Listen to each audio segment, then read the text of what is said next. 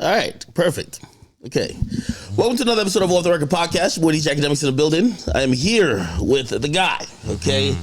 I believe he's from Bronx, right? You're from Yes, Bronx, sir. right? Uptown. Where's Bobby at? Uptown, where's Vibey at? Okay. Yeah. If you guys don't know who's my guest today, my guest is Capella Gray. What's poppin', Yes, my guy? sir. What's good? What's the vibes? Thank you for having me. Everything's great. Listen, I had you... I seen you on the blogs the other day, man, kind of outspoken. I'm like, my man got a lot to say, and he's not holding his tongue. Usually a lot of people, you know, even if they have thoughts that kind of go against the norms, they usually shut up about it because it could ruin opportunities, this, that, and third. Right. You seem to not be one of those people. Word. Let's first start with the music, then we'll get to that. All right. So about 2 years ago now? Mm-hmm. Just about. About 2 years ago, you popped on the scene with a song that, I mean, pretty much took the whole New York City by storm, and then obviously erupted to the entire United States and then to the world. It was more like a global record in a sense. And the whole time I'm thinking, because, you know, I'm Jamaican, I'm like, yo, I couldn't tell if you were from New York or you were Jamaican from New York. Like, it's one of those interesting things, but obviously I'm talking about the song Gyalis. Yeah, of course. Explain, number one, like, how'd you get started in music? How did that song come about? And also, you know, obviously everyone says there's a lot of Jamaican influence there. Explain how that came about. Yeah, so I'm cheating on a couple of accounts because number one, I'm a church musician. Really? So I'm cheating off rip. You already know. What, church musician, like what? So like you play? I'm an organist, bro. My last job before this word. My last jobs before this Gyalis shit or whatever like that. I was a taxi driver and organist. Facts. So like I'm really a musician. So like the melodies and all that stuff like that. I'm cheating. They must have not baptized you too well then, because you can't come out with your first song called Gyalis now. Right? I mean, you know what I'm saying? It's a mood, you know what I'm saying? Even if you know what I'm saying, love God, you still gonna have your moods. But yeah, so we have that, and then Do you produce, by the way? I produced Gyalis. You did? Hello. And engineered the whole vibe. That's what I didn't even get to introduce myself. I'm glad I finally got to meet you and stuff. But yeah, it's about to get very, very wavy. Yeah. Hey, I've always said some of the best producers and the best singers all come from the church. You're cheating. Told you. Then I'm Jamaican. My whole family's Jamaican. So that's the other cheat code. You already know that. Oh, so now you got all the vibes really hitting. Oh, shit. Okay, so like, all right, so you're in the church, you're kind of doing your thing there. When did you kind of think like, yo, you know, I could kind of make music outside of like this context right here? I mean, you know, fall in love with R&B, fall in love with hip hop. You know what I'm saying? Just Jamaican music period. You know the vibe on that. So like, I just wanted to produce and stuff, but I wanted to be on the behind the scenes. So I guess that's what kind of gets me in trouble now, I guess, cause like I'm a writer and producer, like, you know what I'm saying. So even with all this, I wrote a song, you know what I'm saying, to kind of prove a point real quick, and it blew up. It's lit. So now we artists and it's lit. It's a movie now. So you didn't really want to be an artist at first, or it just wasn't maybe? No, I wanted to write the songs for the artists to go on stage and they do their thing, or I wanted to manage the artists. I just thought I was behind the scenes. I thought it was a certain way that, you know, artists got to move and they got to talk and all that. So. You didn't want to be all that. You thought you was party next door and that type of shit. Like, yeah, like, but now I'm learning. You can kind of do whatever. So I'm enjoying this now. Yeah, it's kind of changed a little bit now, where I think the traditional rules for an artist is out the window. It's more about authenticity, right? Yeah, people just, I feel like at this point now, what I'm learning from all this, people just want to know you. You know what I'm saying? Like, just a different type of vibe. And I feel like, well, me, what I got, you know what I'm saying? Uptown New York wavy shit. I feel like people needed that in R&B and hip hop and all that anyway. We need some smooth, some wavy shit for the shorties and all that, for the getting money niggas. Just some wavy shit. So I feel like me presenting myself as just me, you know what I'm saying? I feel like this is way, people are gonna be way more receptive to it than if I was trying to fit some kind of R&B mold and with the squinty eye and the baby oil and all that shit. Hey, how'd you come up with the name Capella Gray? Capella Gray? Yeah. An Italian shorty put me on. So Capella means residence of musical excellence. So it's wherever the fire music is at. That's dumb fire. Took that. And then my dad's last name is Gray. So you know what I'm saying? Really? It's kind of smooth. So when you're trying to prove a point, you make Gyalis.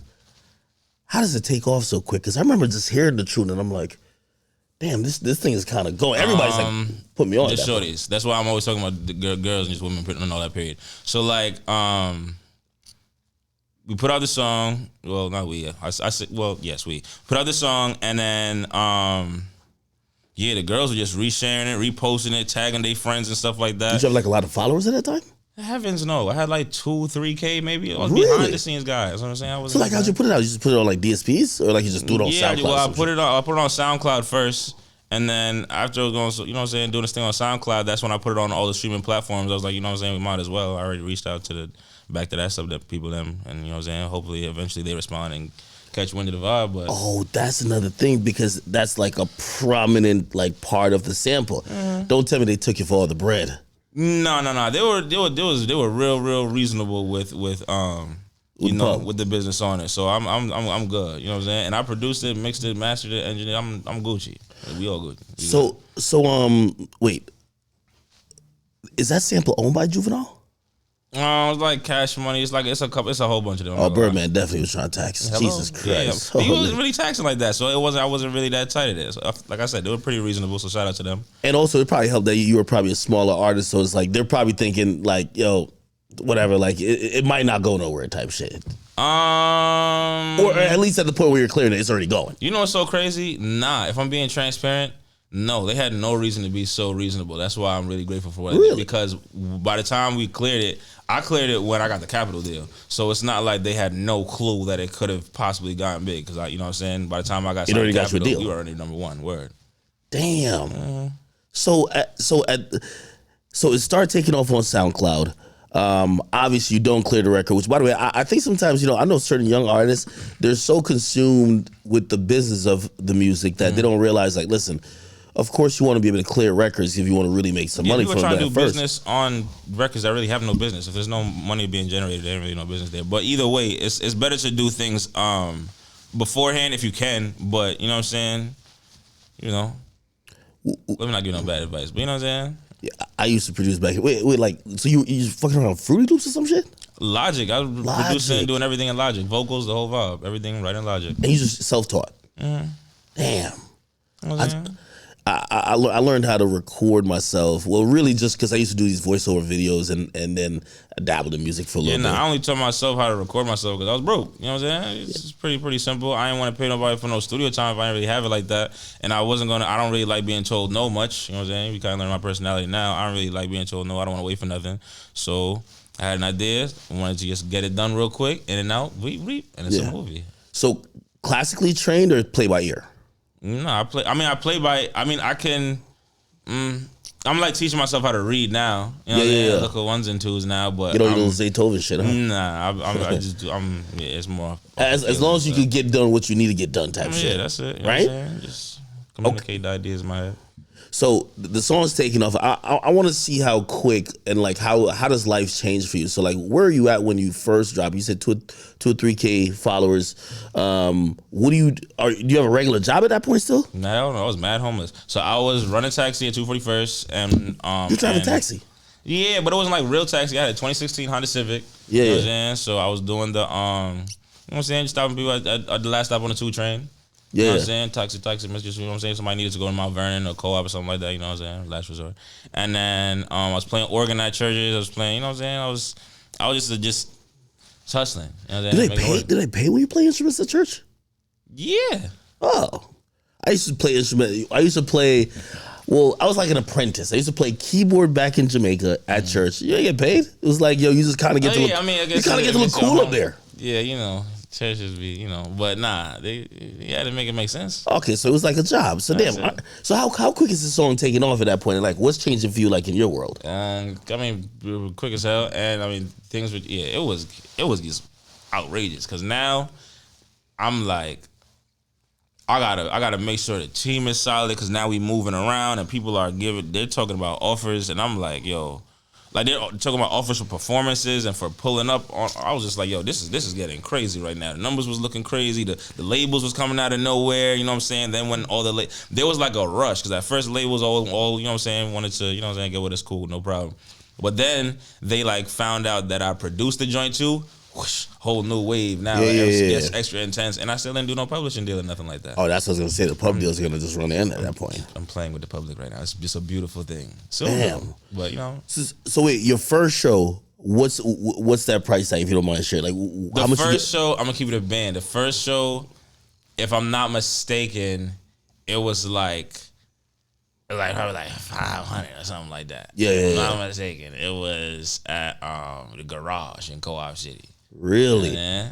How was that? At this point, are you realizing like, yo, this is gonna work, or you're like shit, I just got a little wave. Let me just ride the shit.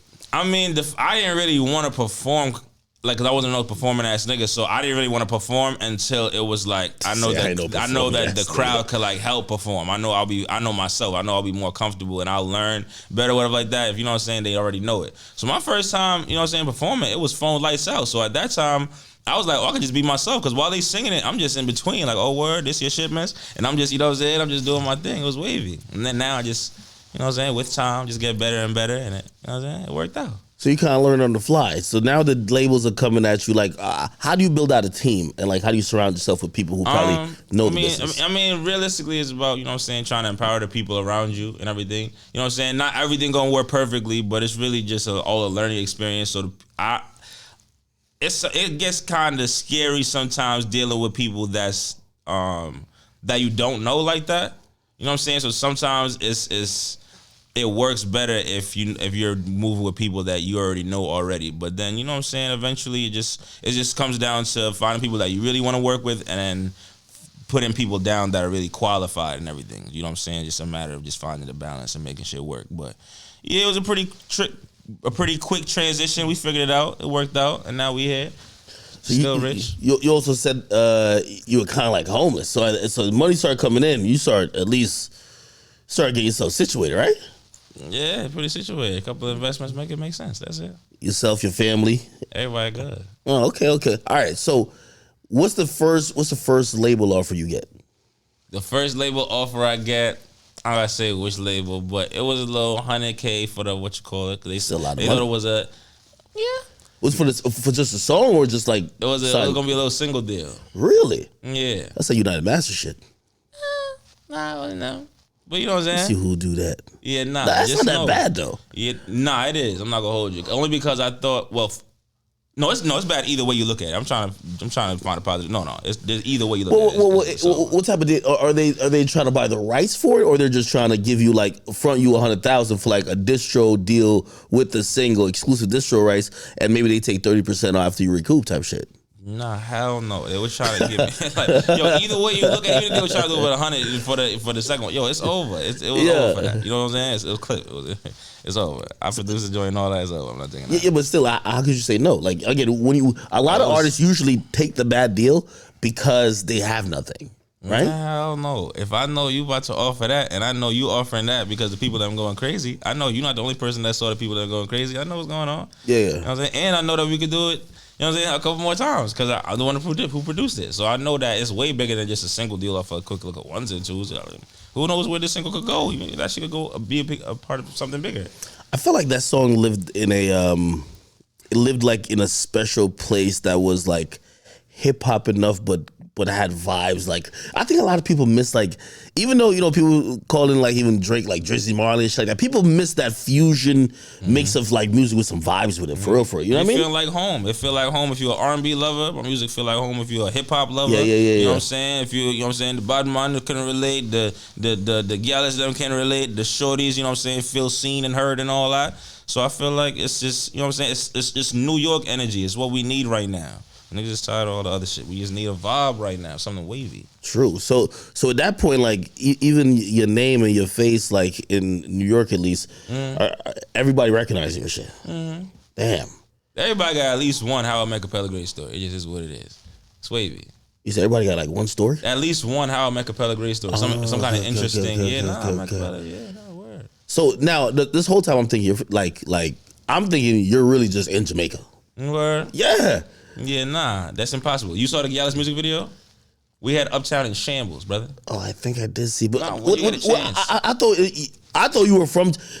The vibe is Jamaican. You know what I mean? But I thought you just came over here to shoot the video. Yeah, no. I shot it right where I used to run taxi and all that. So, really? Yeah. You know, White Plains Road, it's like a little Jamaica. Anyway, yeah, that's so true. That's true. You know what I mean?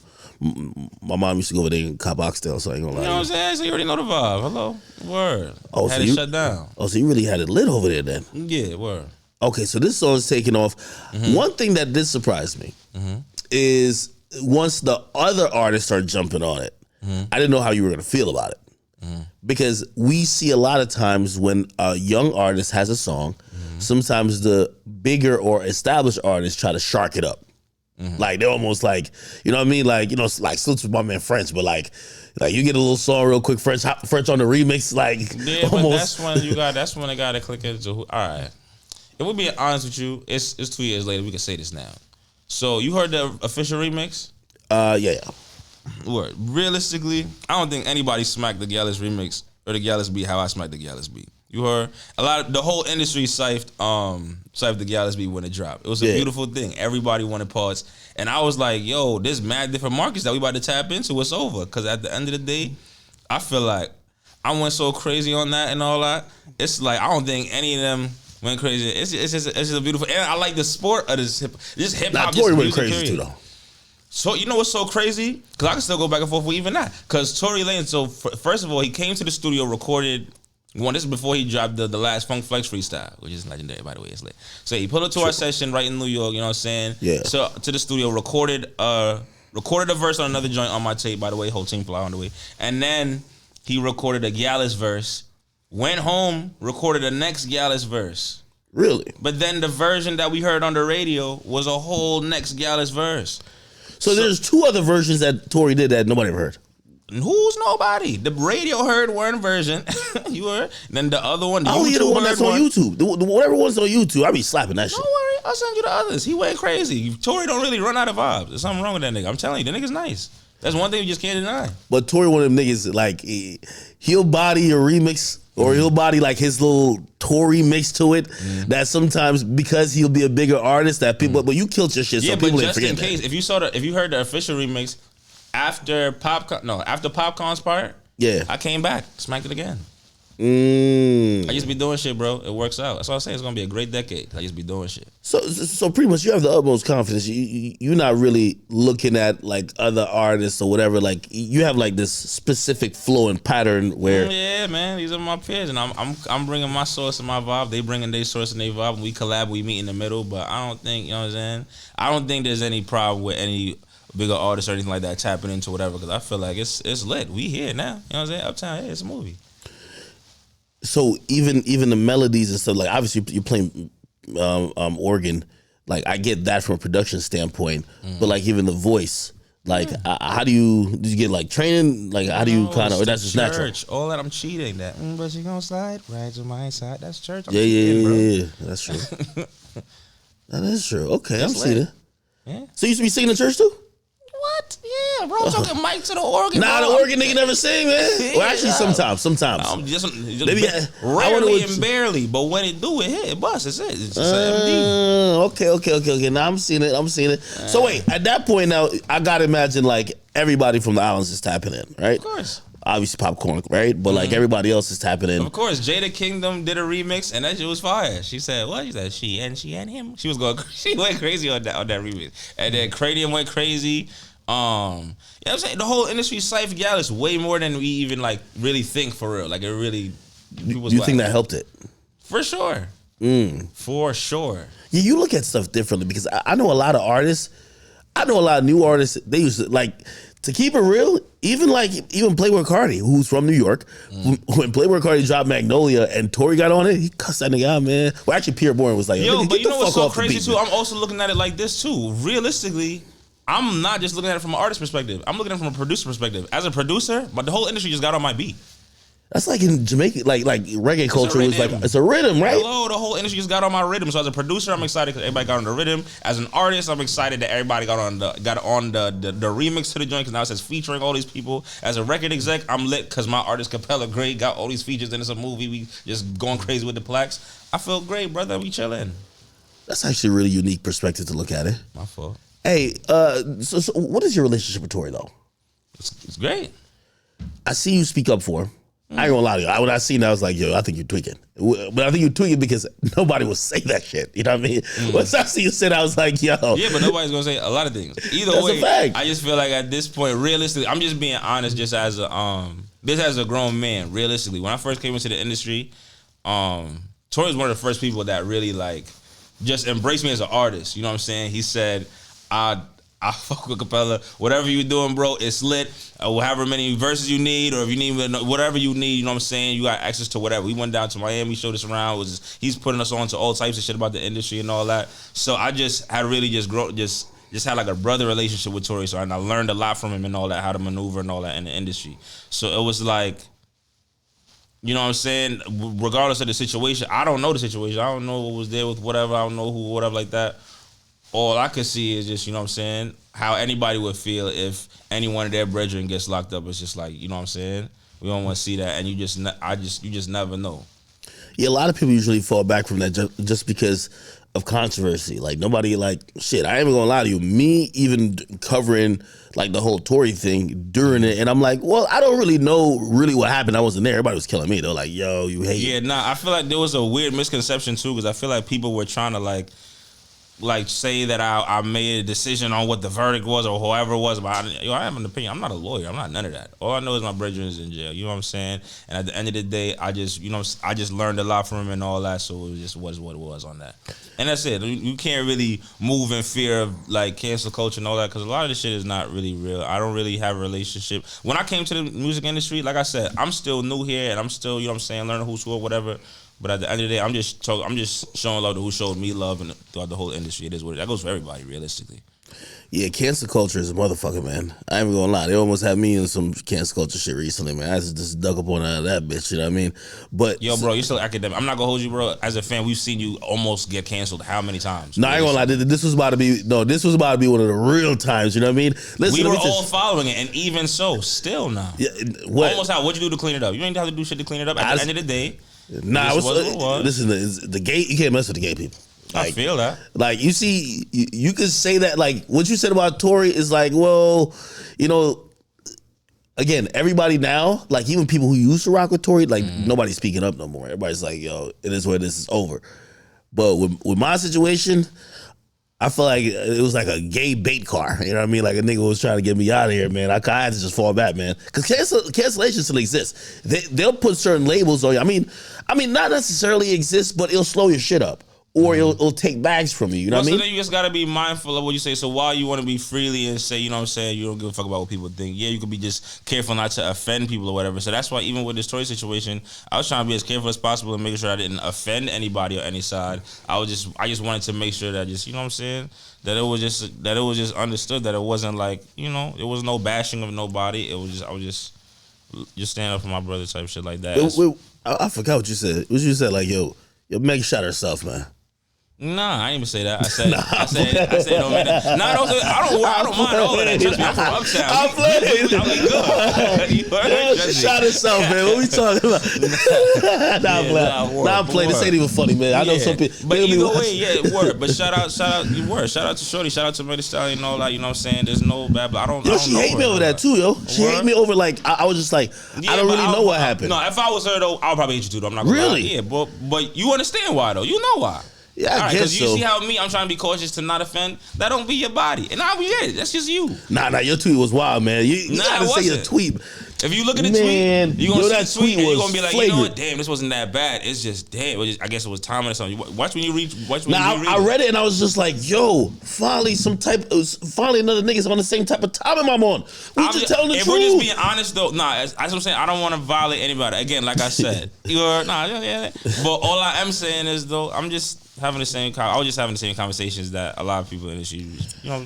Now I'm gonna get back on Megan's side. I'm about to send her a birthday present type shit. It's all good. She's a dope artist and she do what she do. She's on top of the food chain when it comes to the female artistry and all that. You know what I'm saying? She's doing her thing. She don't really miss ever. But you know, we just gotta, you know, that's Tory's just my brother. That's all I'm saying. I get that too. That's all it is. What type of music you normally listen to, like for other artists? And by the way, I'm glad you kind of like. There was a while where, other than like, you know,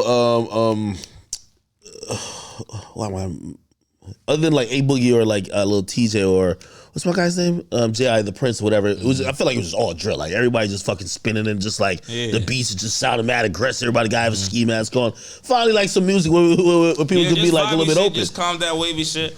Niggas don't want to really hear too much. So I'm having mixed emotions as of recently. I'm coming to like a weird revelation. I'm not gonna lie to you. So there was at one point when I was first coming out, and I was like, "Yeah, this is basically the anti-drill. We off this shit. It's just we just straight for the shorties and the wavy." Yeah, I feel like drill has just proved everyone wrong too many times for us to write off drill and for us to like disrespect it or disregard it. So it's just not my type of music or whatever like that. But I just respect the whole. You got a couple options you could get down on. You said what? You probably got a couple ops you can get down. You from the Bronx? Nah, for sure. We all have ops for sure. That's what I'm saying. Listen, I'm a young wavy. You know what I'm saying? Fly guy from uptown. You already know about a couple of haters and shit like that. But at the end of the day, I'm just, you know what I'm saying? Please, word. But yeah, when it comes to the drill scene though, they doing their thing. But I just don't make that. I'm making shorties. I'm making music for just the shorties to vibe to, get dressed to, for the getting money niggas to count their money to and feel like, all right, that you listen to my shit and make you feel like you got more than you got. You know what I'm saying? Wavy than you all. Hey, I'm gonna be honest with you. Like, I think people don't realize, I don't care in what genre of entertainment, really just in general, women are gonna support more than niggas, man. Yeah, it's not even close. So niggas, right? Even if your music is fire, they're not gonna put niggas on like that. If anything, they gonna, you know what I'm saying, try to gatekeep. Whereas shorties, there's something wrong with them. If they like something, they gonna put they twerking to it on their story. They gonna post on their story. They making videos getting dressed. After they get dressed on their way to and from the club, it's a beautiful thing. That's why I always gotta make sure, you know what I'm saying, we big up the gal them. But you know, eventually niggas, they usually. They just want to be wherever the girls is at. So if all the girls is over here, they might as well, you know what I'm saying? So I'm not mad. I've always said the perfect medium is to have music that men respect but women love. For sure. And that's why I've always I've looked at even demographics. Women buy the majority of tickets. Like, you know, like the people who are gonna be selling out any venues, you want to have more female fans than male fans. Because the female fans are gonna be like, yo, I'm buying a ticket for her and her boyfriend or her and her 3 girls. And the niggas just want to be wherever the wave is. You know what I mean? It's like party promoting, you know what I mean? There's never a time when it'd be like, yo, all niggas getting free before 12. You know what I mean? Like, nah, hell nah. Never. You know what I mean? Like, I'm actually with Kid B. He's one of the biggest promoters in New York right now. Most of Fridays and all that, Alpha and all that. Yeah, that's one of the goals. But yeah, he's never ever gonna post a flyer that says niggas ain't free. Because just saying shorties ain't free all night, you could still make you can still make even more than some other nights. But word. No, of course. So I think your type of music, not only does it go. By the way, did you and Chris Breezy ever tap in? You mean Chris Breezy? Yeah, for sure. How did that link up in? We got a couple joints before the fame. Really? Yeah. Word. How you mean Breezy?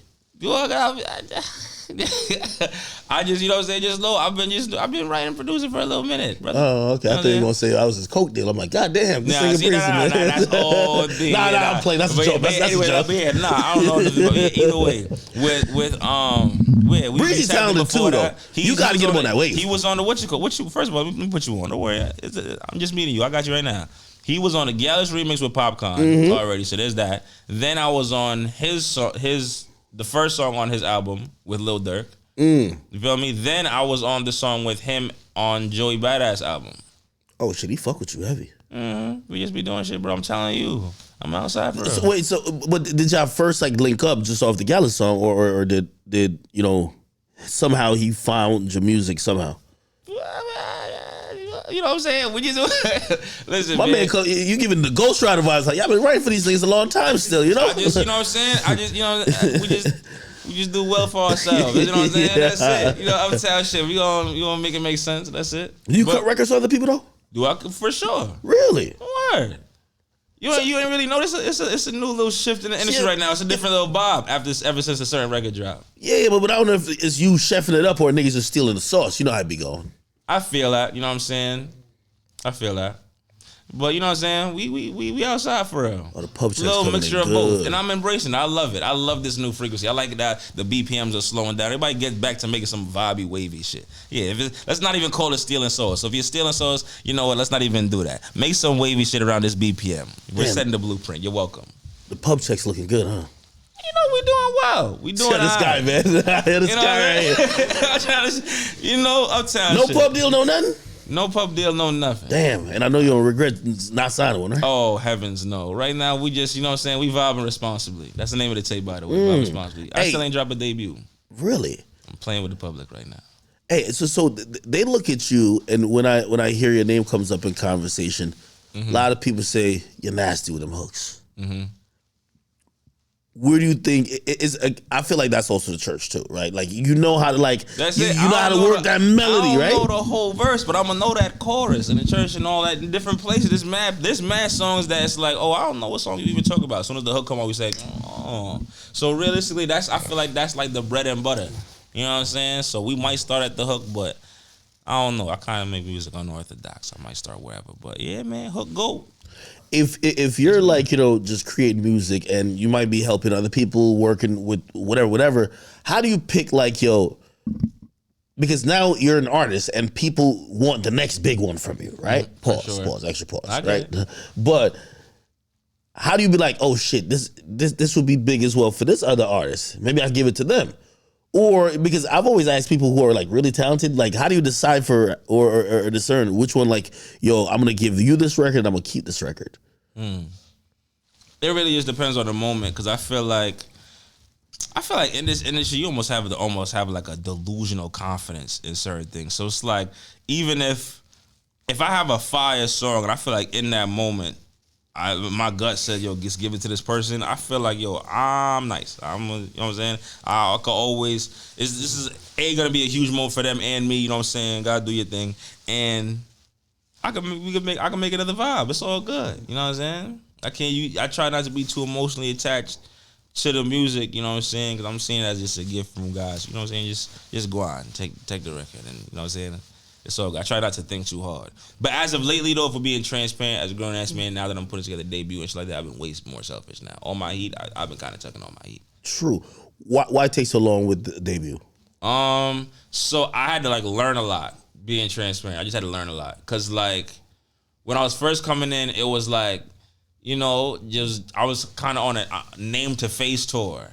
You know what I'm saying? I was kind of just because Gyalis, the song was just running. Because, all right, you see how I wasn't no TikTok media influencer or nothing like I never had anything that I ever posted really go that viral or anything like that. I've never been the TikTok dancer or anything like that, or anything that's that, whatever. So it was you gotta do the safari, man. That Brook up shit, man. I was never really that type of, you know what I'm saying? So I just had to learn,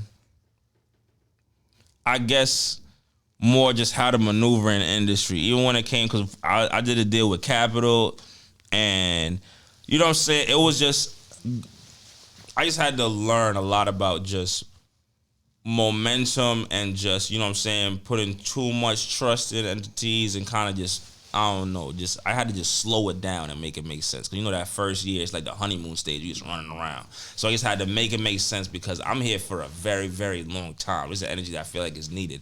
So I feel like in order to do what I need to do to take over this decade, I just had to slow it down and make it make sense. So I feel like now we ready to pop out. Because I feel like the tape is just what we need right now. It needed a good chance. We just had to package it right, make sure it was the right songs and all that, and that's it. So how do you create a debut album? Because people always say supposedly it's the easiest one to make because you pretty much have a whole life experience to kind of pull from, and they always say that the hardest one is the second one because all your best stuff a lot of times you use for that first one. How have you found the process in kind of allocating what records you're gonna kind of do? I think with my situation, it's a little different because me and my niggas, all we do is make fire all day. This is what we do. If I'm mad, I'm in the studio. If I'm sad, I'm in the studio. If I'm happy, new shorty, new pussy, whatever, I'm in the studio. So I got so much records and so much shit in my laptop and all that. Putting together the first tape was just all right, cool. What is the first chapter of this narrative gonna sound like? What is the goal? What are we trying to convey here? And let's just tell this story with these. You know what I'm saying? It's just a matter of just picking the right songs to just convey that little narrative and that little message or whatever. Because it's not like these are my best songs. These are just the best songs for this moment, for this first chapter of what I'm trying to do. And now I'm even ready for the second and third joint. This is Vibe Responsibly Volume 1 that's dropping right now. You know what I'm saying? So it's fire. I had to make sure I took from the R&B because some people like me for the R&B, some people like me for the more Caribbean vibe, some people like me for the more hip hop energy that we hear with. It's just I just wanted to make sure I got a little bit of everything on the tape. So you know what I'm saying. You get everything that you love from Gyalis. You know what I'm saying? Who do you kind of look towards in terms of like kind of help you either figure out like who's the A&R or the executive producer of it? Like who tells you like, yo, all right, nah, let's not go with that, or is it just you? He set me up to big myself up. It's me, A&R, the manager, the producer, the whole. Nah, but I mean, it's really just J. Cole in there right now. But that's how J. Cole started. Yeah, but I mean, but being transparent though, it's not like it's just me though. So I'm the main person that's putting everything together and all that. But I still be. Every time I make an idea, no matter how fire I think it is or whatever, I'm still sending it to my brethren like, yo, how you feel about this? My brother Bearded, you know what I'm saying? Kid Meech, Father Z, Dre. It's a lot of us. I'm not even gonna lie to you, you know what I'm saying? Outpack the family. I try to keep the team just as included as possible because after this tape go platinum, it's a whole label that we putting together. This is the new Def Jam, the new Bad Boy, the new Force in the game. So after we figure this out, did you have a label deal with Capitol? Or are you just doing that independently? There's so much I got to put you on to, my brother. It's lit. Alapack the family. It's the new wavy force in the game. You know what I'm saying? Uptown wavy vibey shit. Is that does that fall up under Capitol as well? Well, what was that deal? Gyalis already smacked that deal. Snap! Free agent again. Shit like that. Oh, yeah. Okay. So with this, you're hoping to kind of expand not only with you, but like other people as well. You know what I'm saying? I feel like New York City doesn't just need a king or something. Everybody's fighting for just a king of New York. Yeah, I feel like we just need a new whole energy. They need the show. We need the new Ashanti, the new Mary. We need the new rapper, who the new, you know what I'm saying, person that's gonna go to Funk Flex and go crazy for a couple balls. We just need a new just energy, a whole just squad of just all stars. And to be honest, on some New York shit, we don't really need nobody or no happy to be here as Calm Energy, realistically. We can say that for the other states. No disrespect to the other states, but realistically, I represent Uptown New York. I feel like we need this type of vibe. There's a little bit of bravado, but I don't think it's like overconfidence or like cockiness where it's like just turn off. I think New York has that, we confident because we have to be confident. We just understand what we are, that's it. We know. Hey, I seen you had tweeted out, and I think it was probably in reference to he's also from New York, the streamer Kai. And you were like, yo, I think you were talking about the jail shit, like because he did the jail stream, and you're like, yo, you didn't think that making light of like jail or prison or whatever the case is was like appropriate. So I guess I just didn't understand the tone of it at the time. So it was like all I knew was there was a streamer that was kind of like just making jail funny or whatever like that. And it's no disrespect to Ty or to Kai or nothing like that at all. Kai, I'm sorry. Yeah, they better fry me for that. But yeah, there's no disrespect to him at all. But it was just, I just personally have so many niggas in jail. You know what I'm saying? It was just hard for me to see a bright side of the incarceration of everybody. So I don't want to be that guy and fuck up the mood at all. You know what I'm saying? So and after watching a couple of it, I was like, okay, all right, it's not as bad as I thought it was or whatever. But I just didn't understand it at the time. So that's where that came from. Okay, so it's one of those things where like you just off initial hearing about it, you're like, nah, this don't sound good, and you kind of see like, all right, it ain't that bad. Yeah, it's only people trying to be out of jail. I just didn't understand it. What do you think about the current like? Just like influencer space / music space, it feels like no matter, even if an artist got great music, they got to go link up with a streamer. They got to go like, you know what I mean, do a challenge, do some dances. You know, are you in the belief that good music works on its own, or does it need these other things? I think it works on its own for sure. Like Gyalis is a living testimony of it. You haven't seen me do not one TikTok dance. You haven't seen me really link up with no influencers. You really haven't heard me in no mix up, no miscellaneous, nothing. No celebrity shorty, no girlfriend, no nothing. Everybody know about me because they heard the song. They heard my music and that was it. You heard? So I feel like good music is gonna cut through. Brent Fires is another antics free, you know what I'm saying? He pop out when he want to pop out. He don't even do the festivals and all that. He's just, whenever you say he in the city, yo, wait, what? The whole, everybody says it's pandemonium. That's what I like. Just, you know what I'm saying? We say what we want to, we in and out, and that's it. We call that a day. So, word. I don't think there has to be that connection. I don't think you got to be involved in no head-ass shit. Well, you know what? Let me not even do that. I wouldn't call the influencer and the social media, whatever, no head-ass shit. But I just don't think you have to do you don't have to go out of your way to do anything that's not you in order to market your music anymore. Yeah, that's where the industry's been like stuck at, man. I think they're all trying to figure out how to market it. Yeah, and then and then the conversation then moves to, has there, like, I think Yachty said it, even though I think people have been killing him, they're saying he's not the right messenger, but he was just like, yo, listen, I don't think niggas making good music like that. You know what I mean? And niggas looking at him like, yo, Yachty, I know you ain't talking. Like, you can't talk. I don't think it's fair to say that he can't talk because he keeps going platinum and stuff. It's mad hard to call somebody's music whack when they're that successful. No, well, I like number one. I just, you know what I'm saying, no disrespect to anybody that's a critic of anything, but just it is what it is. Yachty is just doing this. You know they used the term Yachty like he was like the wackest rapper on earth. Platinum. But he still go platinum, you're right? And I ain't gonna lie, he made that song Strike. That shit is wavy. Like it. Multi-platinum, yeah. Every time. You heard, it's hard. I find it very hard to call anybody whack. But either way, I feel like right now, I think people are making unmotivated music. I don't think people are motivated to do music and are making music because of the love of music. It's just looked at as like a quick ticket or whatever. But it's weird because it's also not a weird ticket. So I feel like everybody has a misconception. Either way, I just feel like right now, music is in a... I don't want to sound like everybody with this whole negative thing. So let's switch the narrative. I feel like there's a beautiful opportunity in music right now for somebody to come and take this whole thing. Because right now, there is just it's almost like a plateau. Everybody's kind of on a standstill, just waiting for the next big movement in music. Remember when drill first hit? We were like, what the hell is this? Wait, hold on. And it was just like a force. Memphis, when they came the other day with their shit, you know what I'm saying? Glorilla and all them. Mm-hmm. Atlanta, when they came with their wave. We just need something wavy and just new and fresh. So I wouldn't say that everybody's making whack shit. I feel like we just have an opportunity right now for almost like a renaissance type shit. And I feel like that shit's gonna come from New York because everybody's scared to talk heavy right now. Mm. What do you feel about the new movement? And there's quite a few of them from New York with like the female rappers. I feel like female rap. I mean, it's not even like a feel. It's not even an opinion anymore. Female rap dominated just hip hop this whole past like year. I'll give it a year. Do you think that's good though? Because some people say, yo, they're just rapping about selling pussy. I mean, what do we rap about? I mean, you know what I'm saying? It's just you know what I'm saying? We fucking what? Buying the pussy? You know what I'm saying? So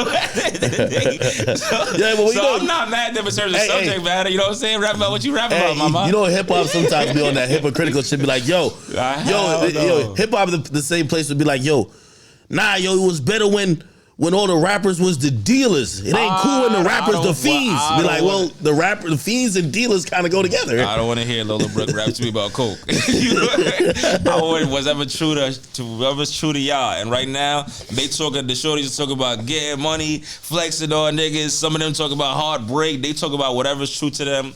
Shout out to the shorties. I appreciate y'all for doing what y'all do. Now, I feel like you like that Sexy Red, don't you? Do I? For sure. Damn. Yeah, not Sexy Red is kind of killing. Maybe it's just the New York nigga in me. Maybe I don't know what it is, but you know we love that down south shit. She just say whatever come to mind. I'm here for it. She blunt with it too, yo.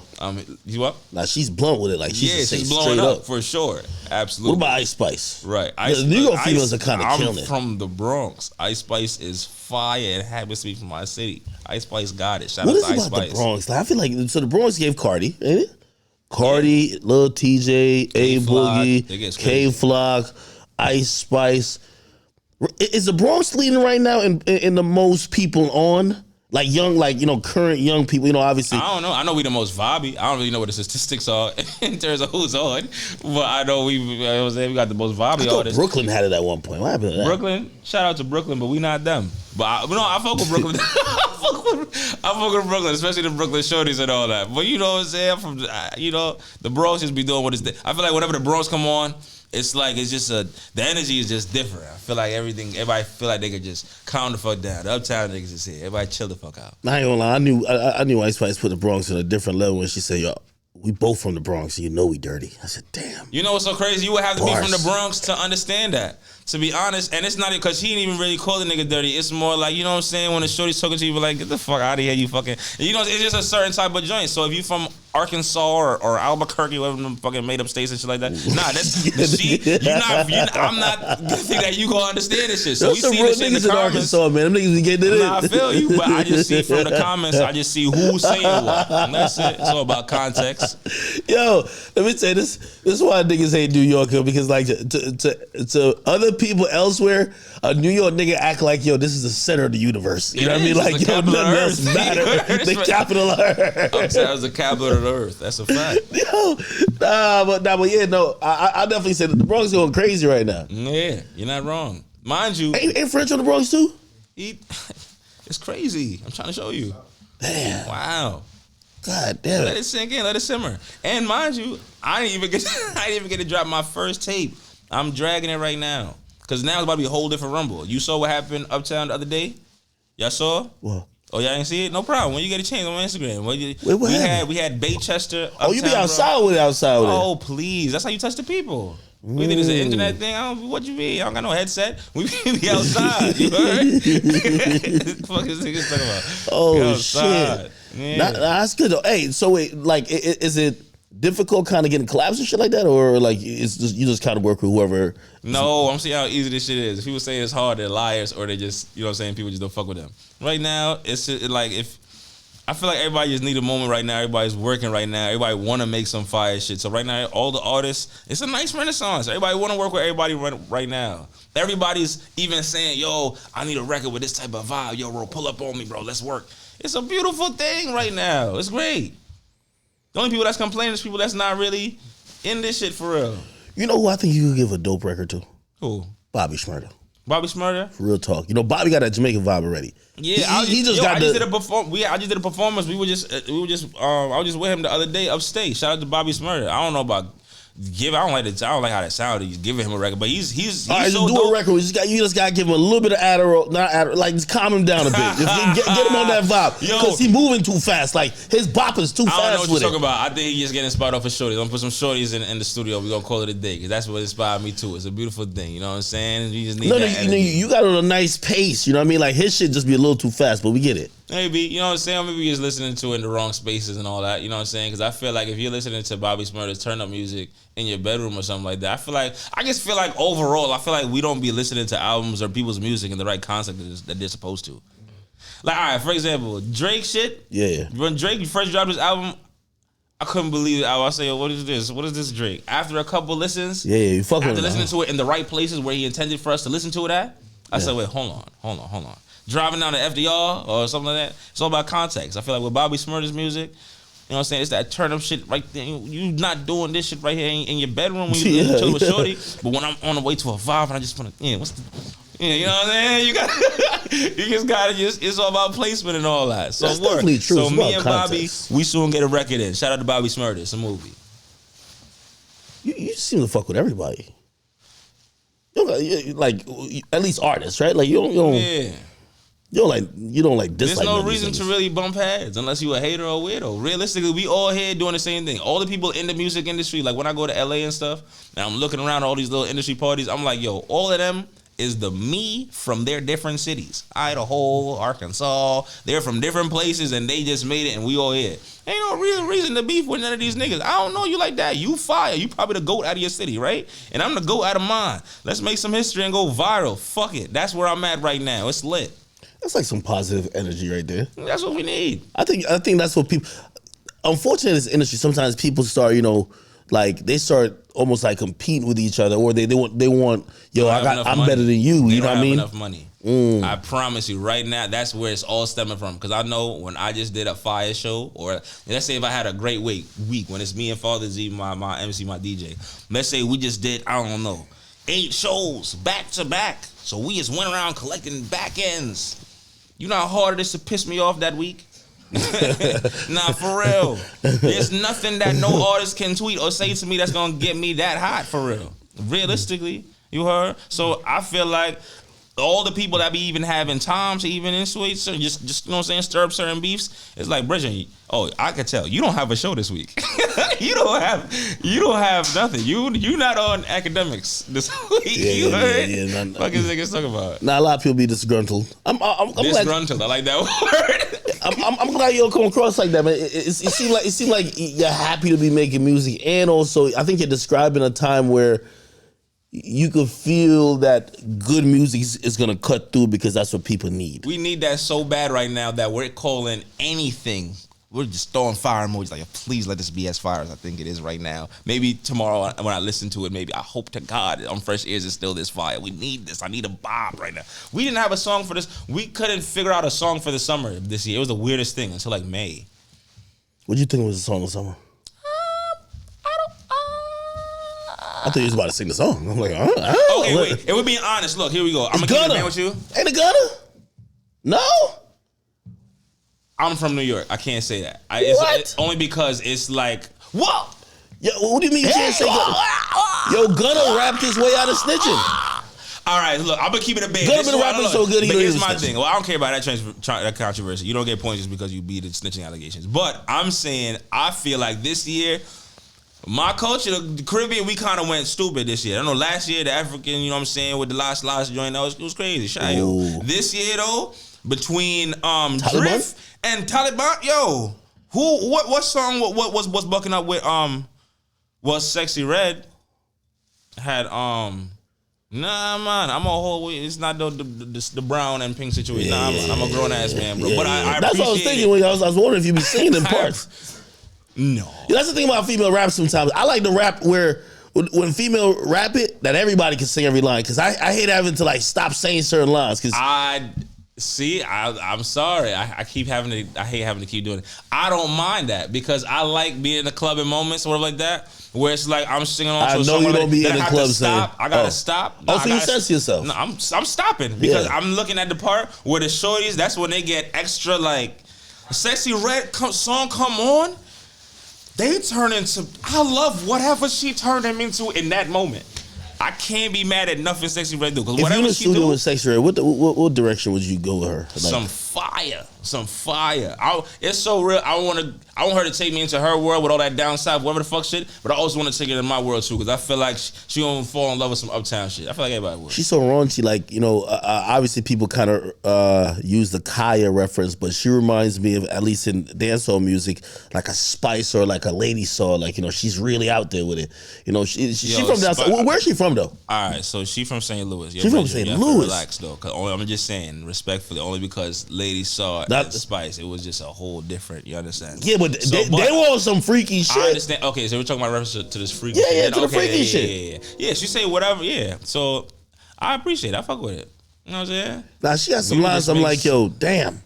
I think she put the city girls out of business, man. Like, she just keep it real. I don't think so. I feel like.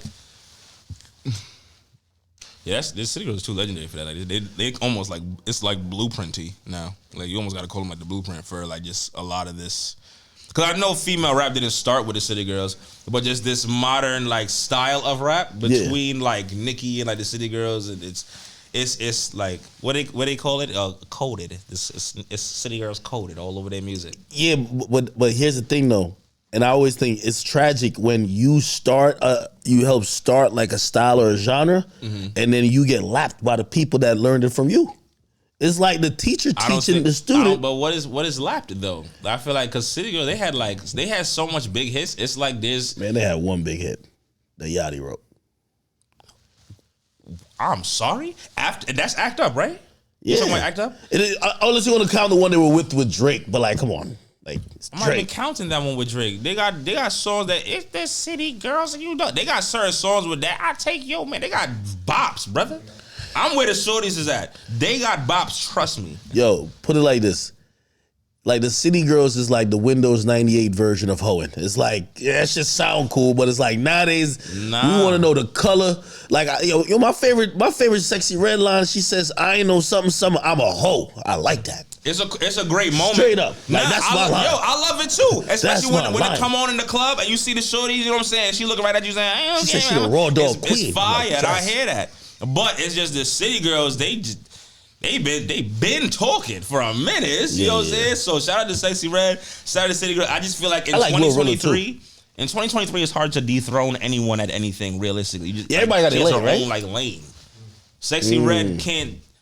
I don't think she could get on the song how JT and them could get on the song, and I don't think the JT and City Girls can go in the lane that St. Louis shit that Sexy Red do. Hey, tell me. I'm gonna give a comparison. Tell me if it's disrespectful. I don't mean to be. I'm here. If we're going R&B, like R&B-esque, but also with the vibes, like Caribbean vibes. If there's a light or small comparison between you and like just music wise, like say Sean Kingston, because Sean Kingston was on that, right? A little bit.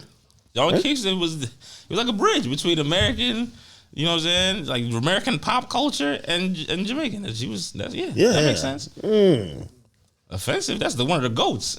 Really? What True. About? He ain't really. Would you work with him? I ain't get to work with him yet. Or would you get to work with him yet? He was supposed to bring me out at one of the Shaggy show.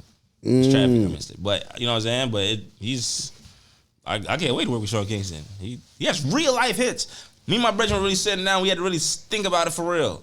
It's a lot. It's not even like it's like one or two. One of it's. No, definitely. Back to back. Definitely. I think because he had like two songs that really went really big, like on a pop level, people forgot the lane he kind of existed in, and then forgot about the other joints. That's where the fans come in. That's why it's all good. That's why he's gonna stay rich forever. That usually how this goes. You know what I'm saying? You gotta have the single that everybody know and stuff like that. It's not really that easy to like have all your singles have that success. All you gotta do is make sure that after you get your big single, you find your tribe that's gonna tap into your other music and stuff like that. But he got his tribe. Trust me, Sean Kingston got his tribe. He got his couple of joints that everybody know, and then his fans, they know his shit word for word. Have you ever been at that point where, obviously the song was growing, right, Gyalis, and then you're like, damn, I hope to catch up the song with not only my name but also my face. Like I said, I was on a Name the Face tour for the past 2 years, doing shit like this. Because you heard the song Gyalis. Yeah. But it's not really until you sit down right here that you can say, nah, I fuck with Capella. Nah, I met him in person. He's dead.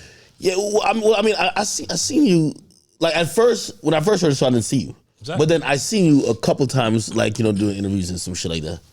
You know what I'm saying? But you think it's caught up now, though? Huh? You think it's caught up now, right? Just about. It's time to drop an album, right? Yeah, just about.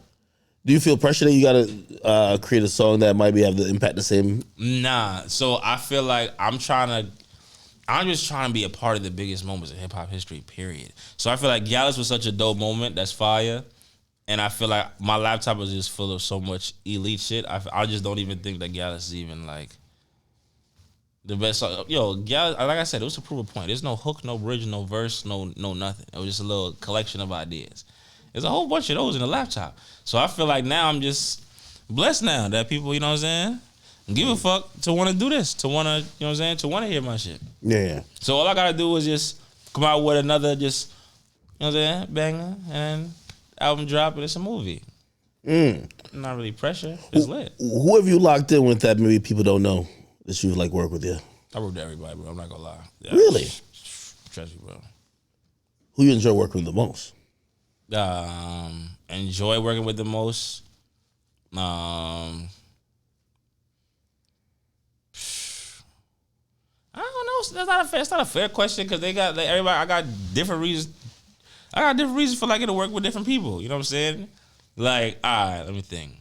I'll say like working with people like Tory and Chris and them is elite because they're like robotic. They just think just lines and shit just quick, and they know their settings, they know their recording process is just quick like that.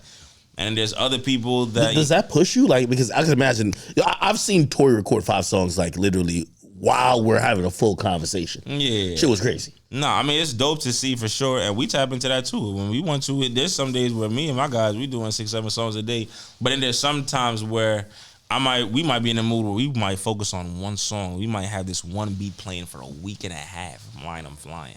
Just tapping into it. So it's different processes and all that. So nobody's process really shakes up mine because it depends on how I'm feeling that day or that week or whatever. So I don't really, it's not like, oh, he's wilding right now in the studio. I gotta, He's doing this thing. That's great. When I tap in, you know what I'm saying? This is my space. This is my open. I got 16, 12. All right, let's get money. Let's do it. I love the confidence, man. You know what I'm saying? When's the last time or the first time you ever been like starstruck? Starstruck? Yeah, like you're in the studio or like shit, somebody say you a verse or some shit like, oh shit, it's this nigga I used to listen to this whole fucking time. Okay, I'll say it was between Usher and Ty Dolla $ign. Really? Yeah. So for Usher, that was huge because I was only brought into the Usher session to write. Really? How does those calls get made? Me being annoying. I don't mind being annoying. Okay, so you actually put yourself out there like, yo. But now it's a little different now because now it's a little mixture of both because like now more people are coming to us because we lit. So you know what I'm saying? When you hot, people gonna come to you or whatever. But I also don't mind running down either. Like I'm not the artist that's like, oh, now you know who the fuck I am. If I want to work with somebody, it's yo, I'm a huge fan of your work. You know what I'm saying? I'm gonna hit the email. If I gotta hit the email, I'm gonna hit the manager or whatever. I'll take the number directly. I don't give a fuck if I gotta hold somebody's bag on the way. Like let's just get this done. I'm such a fan of music. I just rather get this shit done. So you know what I'm saying? That's like a get out of the mud attitude. Usually a lot of people feel like, yo, I'm big dog, man. Come on, like they wouldn't put themselves like on the line to. To what? Look a certain way? We're because rich. People hate rejection. You know what I mean? No, we're good. Fuck that. The worst you can say is, no, I'm not interested, or no, the time is not right. And as an artist, I understand having so much people in my face that I can't talk to nobody. Just give me a second. Give me like 2 weeks. I'll probably get back to this verse or something. And if not 2 months, 3 months, I'll send back a verse 6 months later. I just understand. I'm just at a certain level of understanding now, being in this for just these little 2 years. So in like a writing camp, like. Is it like everybody writing to the same beat? I guess basically, you know what I'm saying? One beat, or they might have a whole bunch of different beats and stuff like that. Writing camps are different. Why? Where you going with this? What? No. I'm just wondering because I've heard like for like an artist. Let's say Usher, right? Nah. Wait. I mean, wait. Did you write for anybody who? What? Who like we don't think got writers? Like, come on, Usher. Come on, we know. Well, actually, didn't Diddy write a song for Usher? Diddy probably has writing credits on an Usher song. I don't know. You never know. You never know with Diddy. He just be doing shit. You just never know. Would you pen a song for my boy Drake? What, I pen a joint for Drake? Yeah, for sure. You gotta bring it. That's why I need Drake back on that Drizzy Marley shit. Like that Yeet shit is cool, but I need that nigga back on that controller. Yeah, but Drake is, he's just the GOAT, bro. It's what it is. But yeah, well, Usher, it's not like we thought Usher wrote Confessions. So it's like didn't JD write that shit? Yeah, between Jermaine Dupri, it was a couple people on that shit. Sean, what name? Sean Garrett. Yeah. You know what I'm saying? It's mad people. Rico Love, if I'm not mistaken, wrote on that joint. You know what I'm saying? So like, I'm such a fan of the behind the scenes of this music shit too, that it's like I'm not surprised by anybody not writing a certain song. You wrote for Chris Brown yet? Have I wrote for Chris Brown? Yeah. You know what I'm saying? I do what I do. A banger? Yo, Chris just dropped an album. Like, I was surprised it wasn't 65 tracks on it. I didn't make it on this album. Oh. Yeah, word. As soon as I seen Chris drop this album, man, it wasn't 65 tracks. I'm like, yo, my boy Chris getting off that stuff. Yeah, like, he's doing what it do in terms of music. Period. He's a GOAT though. Hey, who you think been running? I thought about this recently. Who you think been running the place when it comes to like hip hop, like the last 2 years? Been running the place. Yeah, like who you think? It depends on what level, because I mean, every time Drake drop, he's number one regardless. So there's that. So we can't even mention him anymore if we're talking about what tier. I'm gonna be all right. So I guess like yo, who's like been on like a ridiculous run? Like I just realized Future is back on another run and nobody's acknowledging it. Like my boy, literally every feature bodying it. Like but Future now to me is on the same plane as like the Drakes, where it's like a Future drop. Yeah, he's going number one. Yeah, but Future's still dropping classics. Like Drake is dropping, but not everything is classic still. You know what I mean? Can't even say that no more because his Drake albums aged. It's the weirdest shit ever. His albums aged too fire. So like every time I try to call something a not classic, like even the joint with all the pregnant shorties on the joint. Oh, CLB, that's fire, man. I can't believe I love this album so much. Even the other one with the Hips album, the pop joint. The Odyssey Nevermind? I said I was devastated when it dropped. You must have been in Europe. I love the album, start to finish. You be dancing to it like this and shit? Heavens no. Oh shit! But I fuck with that album for sure. Future dropping joints for sure. But when it comes to just that tier, you can't really call that anymore. Sexy Red got it after that. Hey, you know what I realized about you as we're having this conversation? I think it's gonna help you a lot.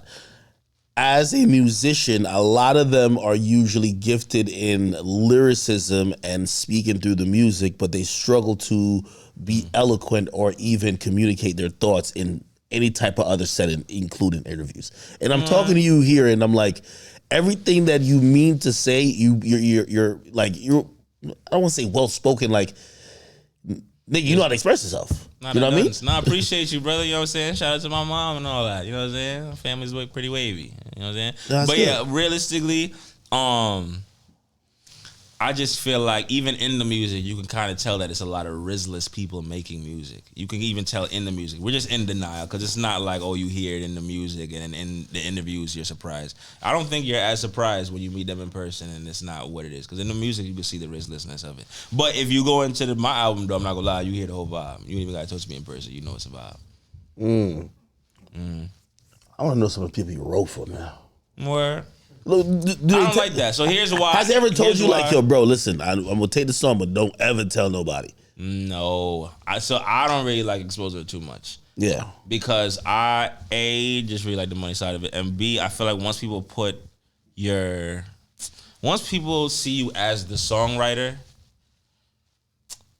it almost cuts you. It'll do something to your career on the artist side, bro. I'm gonna keep it a band with you, bro. Like once people see you as, oh, Capella Gray? Oh, you talking about the nigga that wrote ooh ah. I don't like that. I like, oh, you talking about Capella Gray? You talking about yo, what's that record he had? I like that. What's that album he had? I don't want it to be, oh, the nigga who wrote or the nigga who was in the background with the I don't know. I want you to know me for me and we call that a day because I'm telling you, it hinders them. Everybody's in denial about it, but for real, it be holding them back. There's mad songwriters that are dumb nice as artists, and we only see them as writers regardless of what they drop. You know who been the best songwriter in the last 3 months? Who? Blueface, man. You ain't hear he wrote that shit for his girl? Oh my god! Come on, man. He got a hit. Yo, can't say nothing. Ain't it a talent that when a man could write a hit song for a shorty? Come on now. Yeah. Like I just did Yachty's podcast. I had to ask him, I said, yo, Yachty, yo, keep it real with me, bro. Like, what type of flex was you in when you was like your real ass bitch, give a fuck about a nigga? Like, I wanted to know. I still want to know. You know what type of niggas can write? Because I'm a writer that writes for sure. You know what type of niggas can write for shorties? A nigga that be really talking to shorties that shorties trust. You know what I'm saying? Because realistically, all these songs that we write in the perspective of a girl, it's usually all homegirls that trust us and be venting to us and they be saying whatever. So somebody should be coming right out of our text. You know what I'm saying? A lot of people can't write for shorties because shorties don't really talk to them enough to even see their perspective and shit. You heard? But then the days for niggas like Yachty and you know what I'm saying, Eric Bellinger and certain people that really know their way around the pen and seeing one situation and seeing both sides of it. Because we can write a song and write the toxic guy side and we can write how the girl responds to it and the whole vibe. I heard Ty Dolla $ign nice with the pen too. Ty Dolla $ign is one of the GOATs. For whatever reason, I don't know why. I think he doesn't get the accolades and like the from who? From regular fans. I think people in the industry, because I mean Kanye's doing an album with him. No, I feel like no. People know. We know. But you're in the industry and like you're a talented motherfucker, so you know the other guys who really is the guys. Like I think as fans, we look at the people with the biggest records to be the most talented, not necessarily understanding how some of these records even come about. You know what I mean? And sometimes, like, you know, like Ty Dolla $ign, like, it's one of those, if you know, he's been really instrumental in making a lot of other shit for other people. I feel like, yeah, I don't think that's the case anymore. I feel like he was slept on at a point before, like right before the Free TC album. Because I feel like right after the Free TC album, that's when everybody started throwing him on like the backgrounds on their songs, on their albums. You would just hear the texture of the voice and the harmonies and stuff like that. So that's when I feel like the fans know what's up in terms of how talented he is. For real. I don't think he's as slept on. Maybe he is slept on because I don't think everybody know how much he go to. I don't think everybody gonna have this conversation. I don't know if everybody gonna go to bat like this. I don't think everybody knows like that. True. So well, y'all need to understand what the fuck going on. Ty Dolla $ign one of the ghosts. All right, that's it. Okay, but yeah, just know. All right, shout out to Ty Dolla $ign. So if my man Gunna invited you to writing camp, you down? Who? Wanna. It would just have to make sense. I just don't see how that would make sense now. He wants you to write him a song, you know what I mean, talking about his trials and tribulations. You know what I mean? I would just tell him I'm working on my own album right now, Vibe Responsibly. We're working all right, he says cool. I'm gonna wait till you're done. I got you. You never know. Maybe if it makes sense right after we're done, you know what I'm saying? We'll revisit the conversation. Wait, are you done with your project? Just about. No, it actually is. It's actually done, actually. Really? You ain't turned it in yet, though, did you? Turn it to who? See, there's that. Come on. Are you dropping it independently? Nice. No, we're gonna make it make sense. Oh, you gonna get a bag. The make it make sense, that's a bag talk, huh? It's either, so look, how much does it gotta make to make sense? It would just have to be, they would just have to understand that this album, that they're not paying for this album. It's like, all right, so this right here, we need a situation that, you see this album right here, the makers of this album have about 10 more crazy ones with other artists and all that. We need a situation that's just, that the whole conglomerate is taken care of the right way. You know what I'm saying? I'm gonna call Gazi. Gazi don't give it up for right now. You talk to Gazi yet? That's what, Def Jam? Nah, Empire. You talk to them? Empire. Oh, I'm bugging. Yeah. Communication. Yeah, shout out to them. This guy right here. Shout out to Empire. Hey. Empire, good people, man. Yeah. They have a good little system there too. So would you sound like a big ass deal, like in terms of like a 4-album deal? That's not really a big ass deal to me. There's 4 albums in my laptop right now. Well, I mean, but you know they're gonna stretch that on for years. The 4 albums usually means 4 years at least. No problem. Right? There's 10 that we get, as long as I can chop up the other ones. It would just have to be a situation that makes sense. Because 4 albums sounds like crazy devastated if this was the 90s. If there was a situation that made sense or whatever like that, you know what I'm saying? And if it's a system that knows how to promote and knows how to, you know, capitalize off of momentum and all that, then we could, you know what I'm saying, make it make sense. That's it. I'm not scared of deals. I'm not scared of all that. I'm just recognizing deals as a deal that makes sense for both parties. All right. Let me get in my pocket watcher bag right now. So for this particular project, how much we talking about if somebody just want to, you know what I mean, they want to give you a deal for it? Like, what are we looking at? They can't for this one project. But if you want to, though, it would just have to be just something ignorant, though. A couple of M's for sure. Good little 2 million. Sure. This is gonna be a pretty impactful project. I'm not gonna lie. Little 2 million, man. Yeah, it's a lot of money still. Nah, I hear that. We were making a couple like little bops and shit like that. But so you got bangers on the anthems. Yeah, Jada King was on this shit. Dream Dog, French is on this shit with this. It's a record with French and 5E. Oh Skilly shit. Bang's on this shit. J.I.'s on this. Skilly. Nisha, Tone Sith. I dragged it. This one of them projects. It's gonna be on some who the fuck does he think he is when this tape drops. Oh, that's good. So this is probably gonna be. Well, first of all, when is this dropping? So I'm trying to do it like 3 weeks, like 3-4 weeks. But I'm 3-4 weeks. So you trying to get it right before Christmas? When everybody home with their family and all that, it could be warm and listen to this album.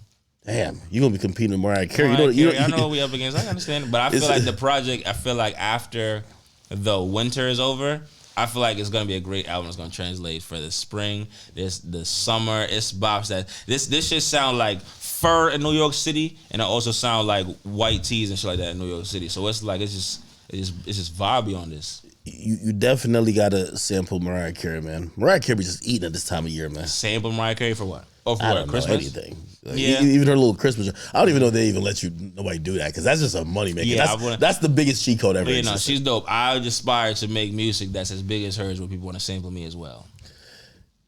I can't believe like she just owned the whole Christmas, winter. Like, yeah, no, that's beautiful. What's his name? That's a timeless record. Shout out to my brethren too. That's on Capella too, who just took over Thanksgiving. The Can I Get to the Game? So don't sweet. Yeah, I said. Oh yeah, no yeah, way. that nigga. I said no way. He got the whole Thanksgiving. I ain't gonna lie, I thought my boy Drake was gonna take over the birthday joint, man. I thought he was gonna get 50 Cent. It's your birthday out of the way. He had a ratchet happy birthday. It's your motherfucking birthday. That's huge, and I feel like in the past couple of years, I'm telling you, his songs keep aging crazy. Because now that it's your fucking birthday, that's another reason why 50 always lit. Like yo, in the club, as soon as they be like, yo, whose birthday is it here? Well, that's in the club. But if I'm with my, that's what I'm saying. But if it's just me and my shorty, that's what I'm saying. You gotta listen to music in the right places. If it's me and my shorty chilling or whatever like that, and I just brought a surprise little cake out the little kitchen or whatever the fuck with a little candle or whatever like that, she's hearing it's your fucking birthday. Damn. I'm not playing. Don't. I've been telling niggas. Yeah, that's. It's just about putting it in the right place. That's it. What you think about Rod Wave? You listen to his music? Rod Wave? Yeah. Rod Wave, you know what I'm saying? He do what he do or whatever like that. It's just not exactly, you know. What I like about him is that he's also no gimmick, straight music. Music cuts through, and because of the music cutting through, that's why he's selling out all the shit. We could put a period right there. Literally, that's it. You know what I'm saying? That's why you can't hate on that man. You can't. Whatever you feel about the music is how you feel about the music. Cool, no problem. Everybody got their opinions, but he just does what he does, scandal free. So I supposed to get on a label says, yo, listen, fire album, but bro, we gonna get you with a few, like, you know what I mean, little TikTokers. We got to get these dance popping. You know what I mean? Like, let's get this shit moving. Yeah, that I'm telling them that they're missing the point. Oh, okay. So they're gonna be like, what you mean we're missing the point? Word. They could do whatever they do to make TikTok lit. If they have to get some TikTokers to make music to the songs that are going to translate well on TikTok, do whatever you have to do. As marketers, as people, as label, as you know what I'm saying, people have been here. That's your job. Make it make sense. It's beautiful. But imagine there's any you to do it. Then you're missing the point if you want me to do a TikTok dance. It's actually a pretty sensible. I understand what you're saying. You never been approached no bullshit like that? Approached? Oh, of course, all the time. Are you crazy? Really? Oh, please. Oh, let's get the Gyalis my dance. DMs, yo, you have to understand. My DMs is a zoo, especially because people be freestyling now even more because I'm the only celebrity they feel like I'm not the antics guy. You could trust me. I'm not gonna be doing. So they be freestyling these DMs. I've gotten all the offers. Really? All the military, even all the little influencer shorties with the that's just It's not gonna be no little scandal, nothing. Not gonna be none of that. We good. You got they one of these little bad bitches from New York. Yeah. Little bartender joint. Which one? All right. Which one would you recommend? Put me on. I don't know, but shit, I ain't gonna lie. I see Moneybag Yo career kind of go up off of that Ari. You need like an Ari, dog. My Ari? No, Jada Kingdom, ain't she like single? She's not single. She with Burna Boy? Yo, Burna. He's the GOAT. Yo, I'm so mad at her. Party. Shout out Party. Partisan Fontaine. She would Partisan Fontaine? She dipped on Burna. Nah, but shout out to Jada though, you know what I'm saying? Because realistically though, yo, she's more the baddest in the game. Shout out to Party, shout out to Jada. Yo, you need like a bad chick in it. Yo, it's like musical chairs. Like Party was just with Meg. You know what? Just swapped it out. You know what? I wouldn't even. You're equivalent. Swap it out then. I don't think I'll just swap it. I think he just found a gem. It's all good. So yes, with me though, I feel like moving forward, you know what I'm saying? You never know. I feel like the celebrity shorties, they be understanding us more. You got a bag Ice Spice, dog. Ice Spice? Yeah. Shout out to Ice Spice. She's OD. Not, you know what I'm saying? I'm not. Yo, I can hear you on the remix of Deli. Yeah? Yeah, you gonna sauce it up. Just kind of slow it down, you know what I mean? Nah, that's you and your A&R bag. I appreciate, you know what I'm saying, you even hear me on that. But yeah, shout out to Ice Spice and all them, you know what I'm saying? I just, you know what I'm saying, I vibe, but I vibe can see with Lola responsibly. Brooks, facts. Lola Brooke is dope. Shout out Lola Brooke, you know what I'm saying? Facts. We trying to get you one of the shorties, man. You want Ruby Rose? Nah, shout out to you need a real freak. I get you Ruby Rose. Ruby Rose? You need your real freak? Nah, I fuck with Ruby Rose, you know what I'm saying? She's dope. She look good, all that. You need to give her a record. Because low-key, she started off with that record, Big Mouth. Nowadays, she's the OnlyFans. Ruby Rose is dope. You know what I'm saying? Yes, you saw her in the joint. She did the Sex in the Porsche is the Diddy record that dropped with Party Next Door. Is she on the record? Nah, she was in the video. She's doing video model thing now. She's just fire. Ruby Rose, she just can't do no wrong. It's over. Damn. You know what I'm saying? But yeah, shout out to all of them. But word, you know what I'm saying? The celebrity shorties, they be understanding us more. So I understand why niggas be, you know what I'm saying? But you never know. I chill. I can see you in Dream Doll, man. Come on, you got to get with a celebrity relationship. What's that relationship like? Me and Dream Doll? Yeah. Dream Doll is just dope. You know what I'm saying? Dream Doll be passionate about music. I like that about her. She passionate about music. Yeah, like she really gives a fuck about this shit. So she's on the song that I got called Bougie on the tape with Jada Kingdom and Journey Montana. What's that talking about on that song? Just being bougie, just fly. Cause she from the Bronx too, so fly Bronx. Dream Doll from the Bronx? I'm telling you, we're cheating. Fuck. And then hold on, the joint where you was Skilly. It's called Money Pull Up. Money Pull Up. I was about to ask how much kilos of coke he talking about. He dropping off this time. You know what's so crazy? He kept the real comment. He was talking straight to the shorties. Money Pull Up. Really? Can you imagine? Straight to the shorties. I got it's a shake, Skilly this time. Really? Hey, I know you must have did a Money Pull Up in the Bronx when Gyalis was running the place, right? I did Money Pull Up. Yeah, they were dragging it. They were playing Gyalis 9 times back to back. 9 times back to back. Beautiful. Damn, but you in the club, you don't got to perform that bitch. You just no. I got fuck y'all. She shit me. You say that shit them sing before you even get to the fake like she asleep. They already boom, boom, boom. I see her. It's over. You run it right back. It's beautiful. Okay, then who else on the project again? It's French, Favi, Dream Doll, J.I. Which French you got? You got to ask. I got the best French verse he's ever recorded. Cap. Listen, you're talking about a nigga who knows mac and cheese French. Y'all know mac and cheese French? Come on now. That's the rapper French. I'm from the Bronx, brother. I'm talking the DVDs. You're I mean, yeah, okay, yeah, but what people don't know, people don't know French could rap. Like niggas be thinking that yo he's on some what's that song he shot in Uganda? It's not good enough for like they be thinking that's him. I got the best French verse ever recorded.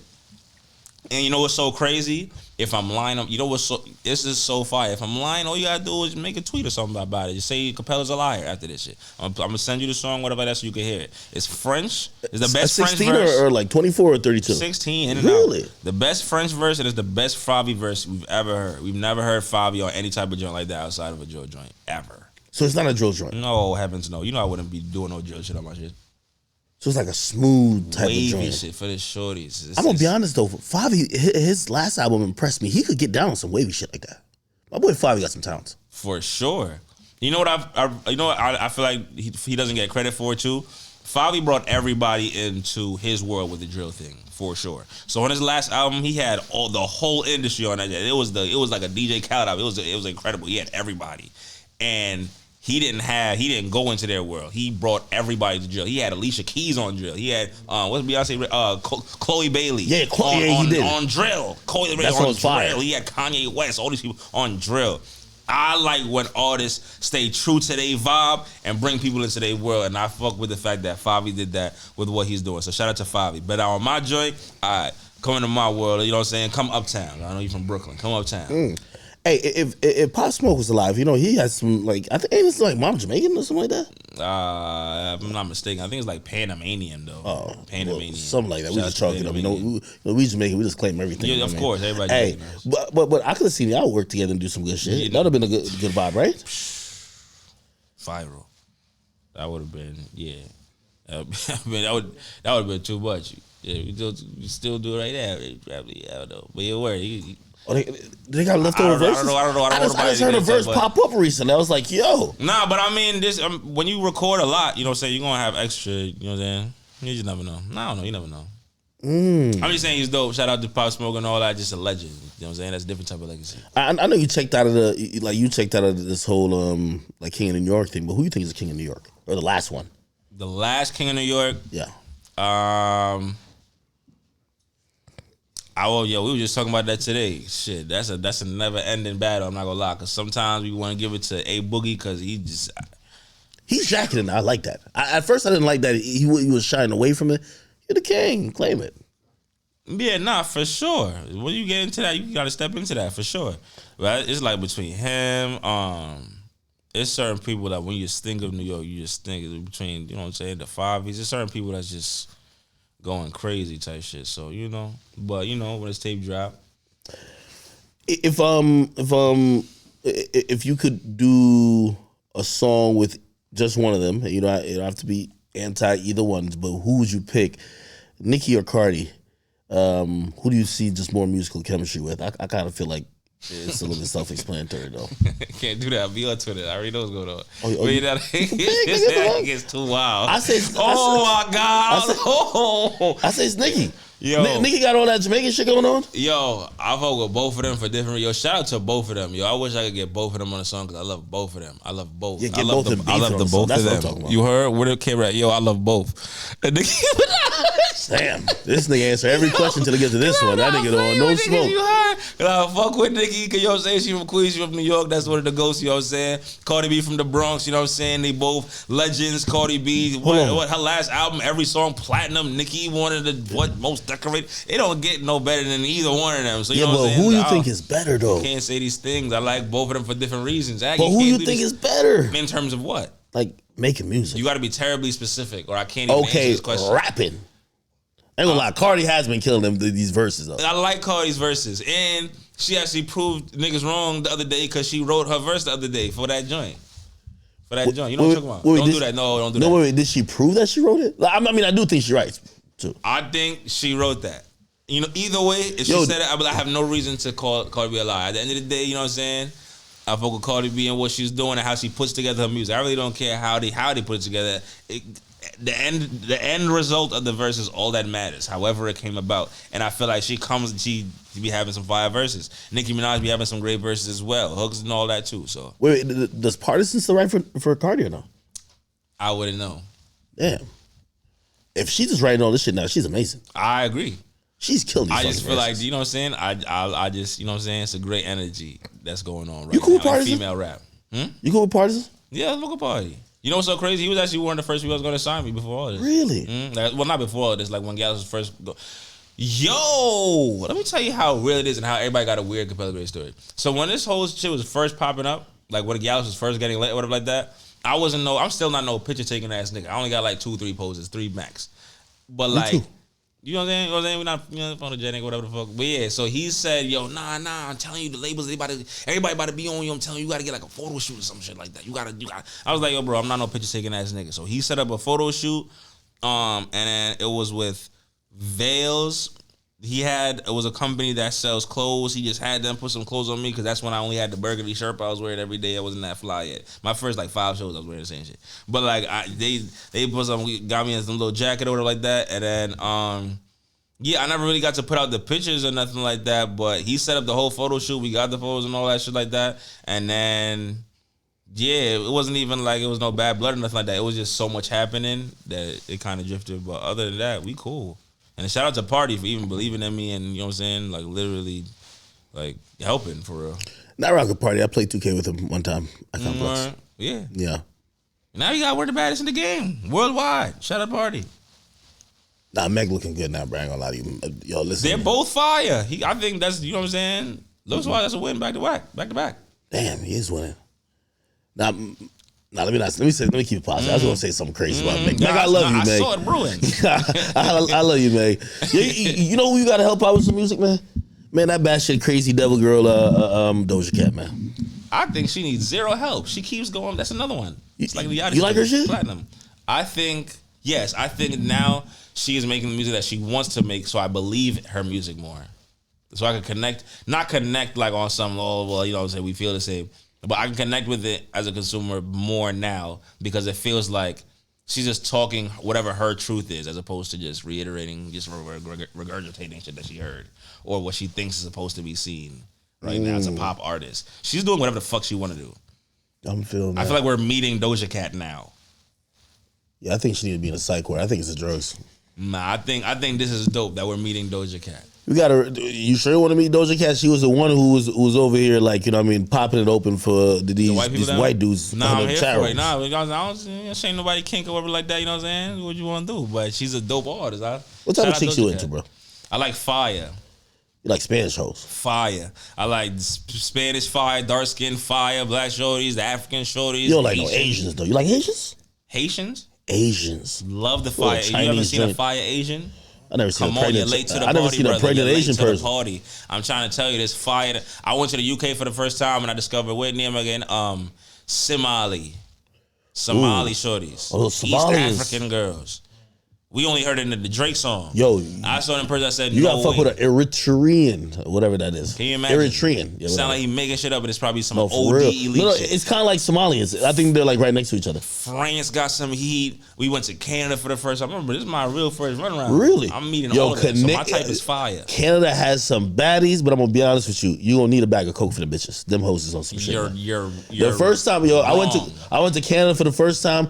I've never seen more coke. I thought I was in Colombia, nigga. Nah, it was I thought Pablo Escobar was about to come around the corner. I'm like, what the fuck? I walked into a room, it was a mountain. Those Mount Everest. That vibe responsibly. People vibe responsibly when they're with us, you know? I never saw people do coke until that day. Yeah. Like they were they were lined up just sniffing the coke. I'm like, they say, you want some? I say, I only drink Henny. Yeah, nah, you let people do what they do, but they got some baddies, especially in, y'all heard of some shit called Calgary? Oh, I've never been there. I thought niggas was making shit up when they said it. That sounds like a racist place, though. Calgary. The baddies. Really? They're racist, I ain't gonna. Calgary, Toronto is crazy. So yeah, my type is fire. Fire skinny, fire. Quebec, fire, I know a couple hoes out there, and they are smuts. They give it up for nothing. Word. Cocoa Butter Smooth. Now that's dope. That's what I'm saying. We gotta go to Quebec. Z, I got my DJ. Father's right here. Yo, Kid Meech. We out to we out to Quebec with Kid Meech. We out. Rondo, we out. Okay. Anybody else on the project? Let me think. We got Nisha. You know what I'm saying? Nisha Charles. Shout out to Nisha. Oh yeah, Tory's on the vibe. You know what I'm saying? Yeah. Keep my man Tory name alive, man. Free Tory. Yeah, name alive. Yeah, word. It's lit. You know what I'm saying? We got one of the best on the tape. I talked to Tory the other night. Tory kicking it, man. Word. Big boss in the jail, bro. That's good to see. Niggas is checking in with him. Facts. That's dope. That's good. That's good to hear that. Yeah, you know what I'm saying? Good spirits and all that. You know that's my guy though. But all right, man. Shit. So in 3 weeks we get a tape. You know what I'm saying? Hopefully in 3 weeks, but if not in 3 weeks, just sometime in the terribly near future. If not 3, then 4 or something like that. Big tour coming? It's stupid ignorant tour for sure. He's gonna build with the vibes. He's gonna do it real right, whatever like that. Get in the public. You know what I'm saying? Because now we back outside again. The tape is done now. We outside. So I like then that, we man. Slap people with the tape and it's a movie. Word. The reintroduction. You're welcome to the industry. I'm looking for this next run from you because I think people usually judge people by their first single and their first album. And you're already knocked one out of the park. You're not this out of the park. You're gonna be on a good road. So you know what I mean, it's gonna be a making great this decade. happen. It's gonna be a great decade. I'm excited for it, man. So good 2024 is what you're projecting. Just about. Collective bags, man. Anytime this guy is saying, I can already tell, man. All right, man. Anything else that I didn't cover? Vibe Responsibly, the tape, you know what I'm saying, about to drop. We got, this is dropping this week? Yeah. Oh, yeah, it's beautiful. So, Baychester, the single, you know what I'm saying, we brought out the whole Uptown, you know what I'm saying, very vibey, very wavy. You're welcome to the industry. Uptown is here. The vibes is back. Shit like that and shit like that. And yeah, that's basically it. All right. I covered all the grounds. Yeah, my guy, man. Listen, I want you to keep being yourself, man. Authentically you, man. I could tell you're not someone who's kind of either scared or restrained by the industry. You're doing what you want to do. You love the music, which is, again, I see so many people in this shit. The music happens to be a backdrop. They doing all the goofy shit. They just want to go viral. They're not caring about making great music. As I talk to you, I can see in your eyes that you love the type of music you're making. You love the music that's kind of circulating the city and even bigger than that, the world. And I think we about to get a new renaissance, which I believe too. You know what I mean? Every time there's a lull, so is a new. To the world. It's time. Yeah, it's a new renaissance coming, man. So, until next time, man. When the tape drops, make sure to pop back in. For sure. You feel me? You know what I'm saying? For sure. My man. Appreciate you. You heard? All right, man. People, thank you. It's been another episode of Off the Record podcast. Me and my man Capella Gray go stream his music. Please on Spotify, on Apple Music, Google Play, and anywhere you could find it. Even SoundCloud on YouTube. Okay. Until then, we out. We out.